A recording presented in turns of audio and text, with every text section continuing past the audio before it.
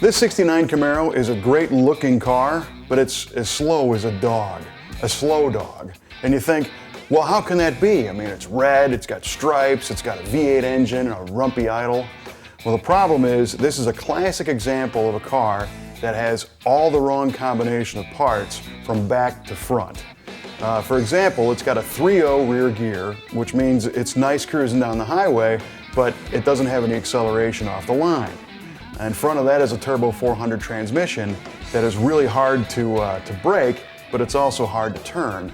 And then it's got a stock type torque converter, which takes a lot of torque to get this thing moving. Well, the problem is the 350 engine under the hood doesn't make any torque. It's basically a parts store replacement engine, but somebody put a giant camshaft in it, so it's got that lumpy idle. But that big cam with long duration doesn't build cylinder pressure at low RPM, so the engine doesn't make any torque. And on top of that, this cam is supposed to come to life at higher RPM and make high RPM power, but these crappy cast iron cylinder heads choke the cam down, so above 4,000 RPM, it falls on its face. And then it's got some small tube headers. So every way you look at it, this car just doesn't go anywhere. In fact, we tested it. We took it to a rural grain mill and had it weighed, and it came in at 3,600 pounds with a half a tank of gas and the driver behind the wheel. And then, using one of these iPhone dyno track simulator deals, we did a few 0 to 60s with it, and this car, looking like it should be a rocket ship, was clocking in at over 10 second 0 to 60 times. Completely unacceptable. So today we're going to fix all that, starting with a 383 engine built by Fast Times Motor Works and a whole bunch of other speed parts to give this car some power to match its looks.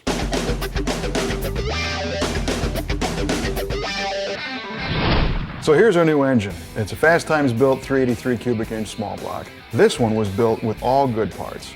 The crankshaft is made by Scat. It's a 3.750 stroke crank. This has Scat I-beam steel connecting rods. They're 6 inches long. It's swinging some SRP pistons that come out to be a 10-to-1 compression ratio. So it's enough compression to make power, but it's also going to run good on regular 91 or 93 octane gas. The camshaft is a comp hydraulic roller cam with the bigger cubic inches and a good set of cylinder heads. It'll make low end and top end power. It's running some Speed Pro roller lifters and Manley push rods, Crane roller rockers in the Edelbrock Performer RPM aluminum cylinder heads. These are a real nice head, they flow really well, and then the polish finish, looks real nice. The intake is an Edelbrock Performer RPM air gap intake manifold. The induction is going to be one of the new aluminum Holley Street Avenger carburetors. And these carbs are pretty cool because they took all of the benefits of the Street Avenger system with their ease of tuning and ready to run out of the box characteristics, but they now made the whole thing in aluminum. So not only does it look nice, it's a tumble polish, so it's kind of bright looking, but it pulls 5 pounds off the weight of the carburetor. It's pretty impressive. We're going to fire this thing with an MSD Pro Billet digital E-curve distributor, MSD ignition blaster 2 coil, MSD wires, some NGK plugs, and the exhaust is going to come out of these new Hooker competition headers made for the F-body. They now feature their Dark Sides black ceramic coating that Hooker claims is good to 1700 degrees, so that they'll stay looking nice for a long, long time. This engine also came with a polished Wyand Action Plus water pump on the front with their twisted snout design. And we know this motor is going to stay together because they use the best hardware you can get. It's got all ARP fasteners from the oil pan and crank and rods and mains all the way up to the top of the intake manifold. This thing made 446 foot-pounds at 4,300 RPM, and horsepower came in at 442 or so, 441, around 6,000 RPM. So we're pretty confident that this motor is going to take the dog out of the Camaro.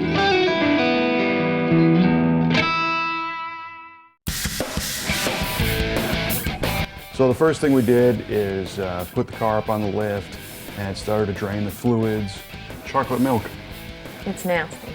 That's not what I would consider good oil at all. We drained the engine oil. Ooh, nice. That's mocha. It's a latte. It's a latte water in there. A lot of water in there. We drained the coolant out of it. The torque converter bolts are next, and these are really tight.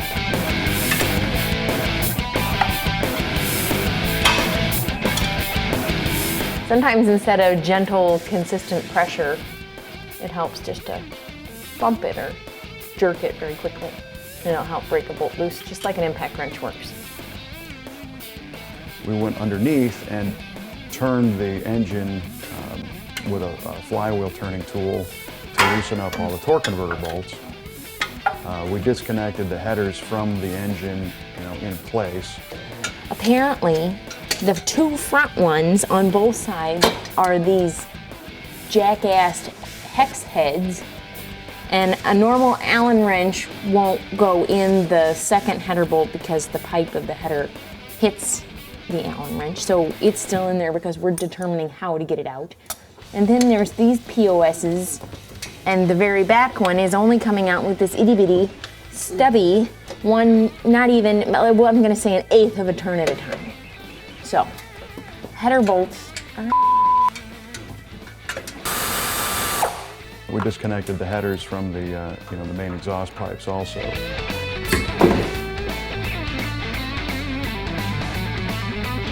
The carburetor linkage had to be, disconnected, and some basic wiring for the ignition system. Now we're gonna mark the hood hinge area.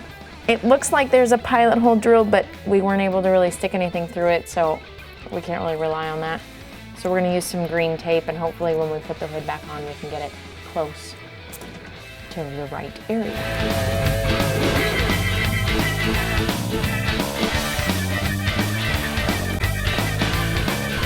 We unbolted the hood, and then we put our engine lift plate on top of the engine, connected it to the hoist, and pulled the whole thing out, in one big piece. So here's our marvel of fine engineering, the 350 that came out of this car. Some interesting stuff to look at. It's all cast iron, these, like I said, kind of beater heads. I like the orange paint on this. It's only sprayed where you could reach while the motor was installed. It looks like somebody just leaned over and painted this thing while it was in the car. Some of the spark plug wires are actually painted black. They were gray, and now there's paint flaking off of them. Somebody kind of went crazy with the rattle can detail on this. We're going to transfer over a few of the parts, fuel pump, alternator belts and accessory drive and all that kind of stuff. And then that'll be it for this thing. And then in with the new.